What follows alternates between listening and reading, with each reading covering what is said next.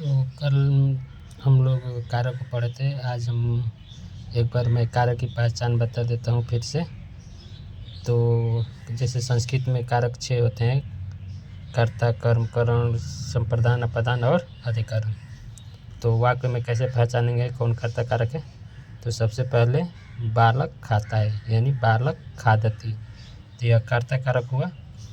दूसरा, यानी ये बालक इसमें स्वतंत्र काम कर रहा है, स्वतंत्र क्रिया कर रहा है, इसलिए यह कर्ता हो गया, कर्ता कारक। इसमें बालक फल खाता है, इसमें यानी इसमें प्रभाव पड़ रहा है फल पे, खाने का प्रभाव फल पे पड़ रहा है, इसलिए यह कर्म कारक हुआ। यानी बालक फलम खादति, यानी खाने का प्रभाव कहाँ पड़ रहा है? फल पे, इसलिए यह कर्म कारक हुआ। वैसे ही रामा कलम से लिखती है। रामा तो लिखने का काम करती है, लेकिन माध्यम किस माध्यम से कर रही है? कलम के माध्यम से कर रही है। तो जहाँ भी माध्यम से कोई शब्द आए, माध्यम से जुड़ा हुआ है, तो वो क्या हो जाएगा?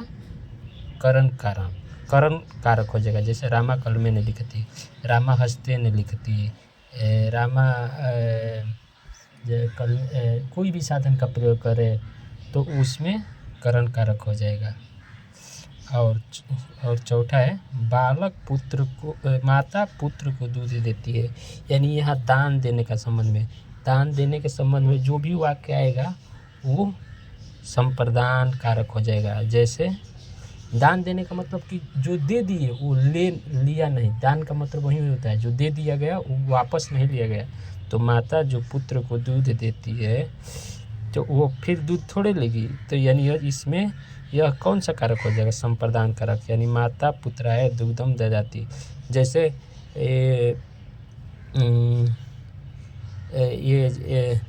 जैसे राजा विप्राय, जैसे राजा विप्राय गाम ददाति, यानी राजा जो है गरीब को गाय देता है, यानी दान देता है।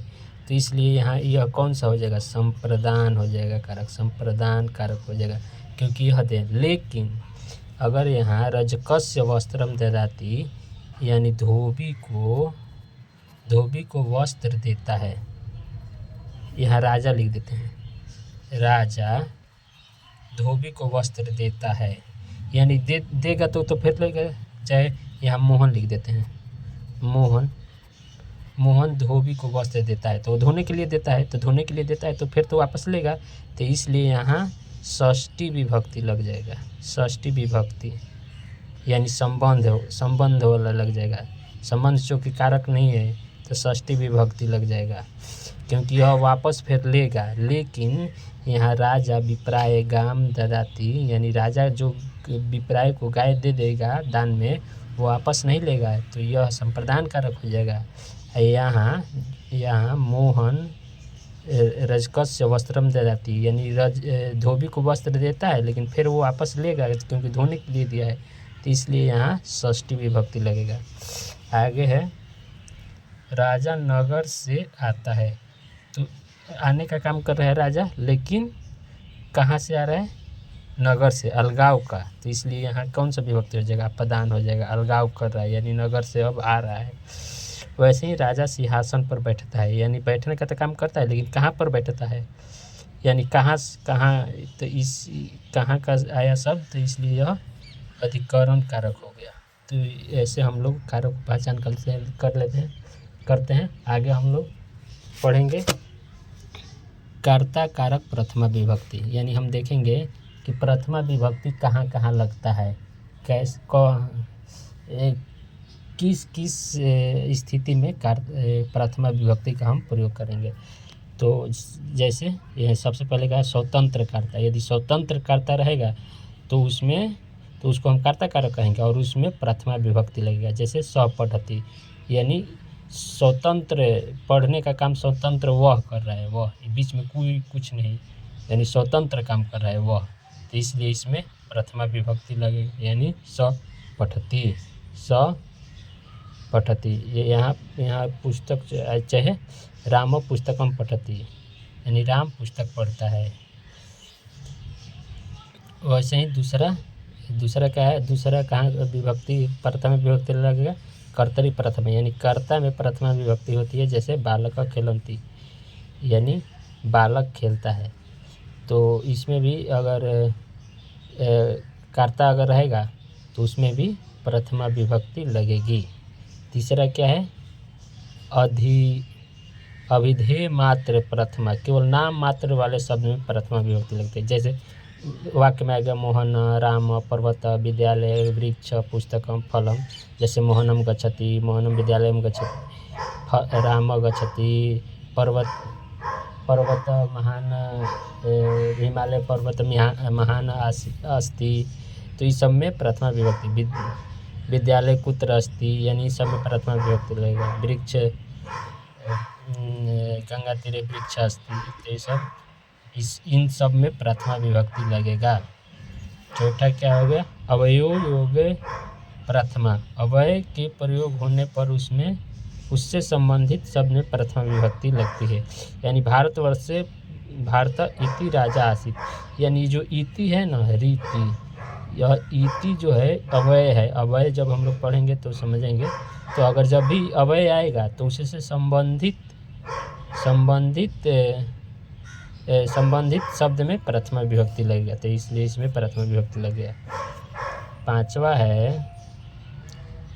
है संबोधने प्रथमा, ये संबोधन वाले शब्द जो वाक्य आएगा उसमें प्रथमा विभक्ति लगेगा। जैसे हे राम आगच्छ, यानी हे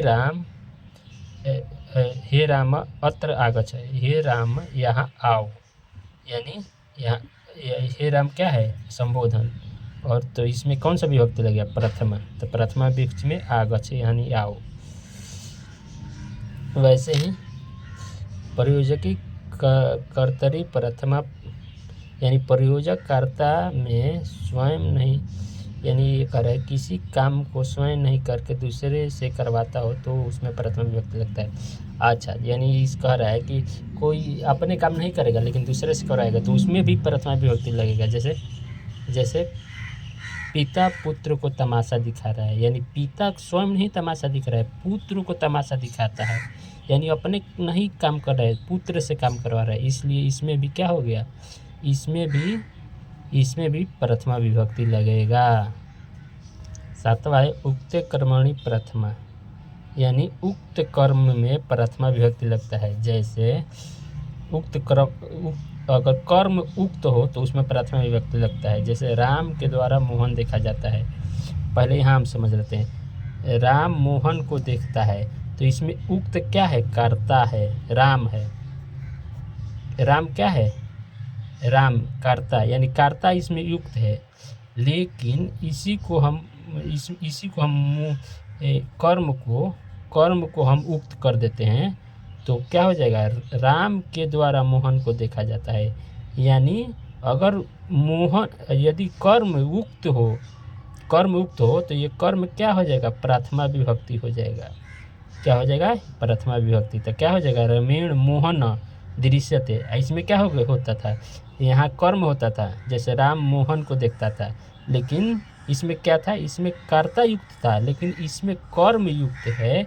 इसलिए यह मोहन कर्म में ना होकर द्वितीय विभक्ति में ना होकर प्रथमा विभक्ति में होगा। जैसे रामेण मोहन दृश्यते। तो आज हम लोग इतना देखें, आगे हम लोग इसके अगले नियम पढ़ेंगे।